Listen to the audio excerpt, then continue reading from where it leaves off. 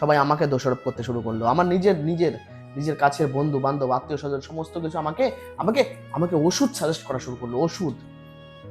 আর তুই সেই সমাজের কথা বলছিস? সমাজের কথা ভাবলে জীবনে শুধু রাস্তায় পড়ে পড়ে থাকতে হবে, যেমনটা আজকে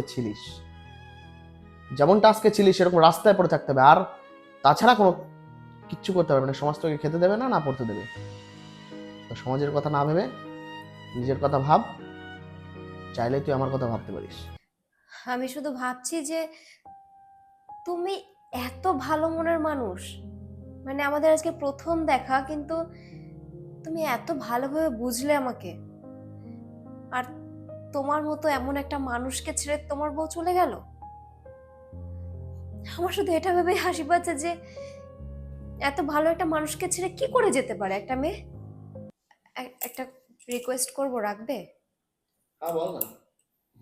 বলছি, তুমি এইগুলো খাওয়া ছেড়ে দাও না, কারণ আমার এই গন্ধ সহ্য হয় না। আধ ঘন্টা হলো তোর কাছে সাথে পরিচয় হলো, আসতে না আসতেই ঘরের বউ দায়িত্ব নিয়ে ফেলেছিস।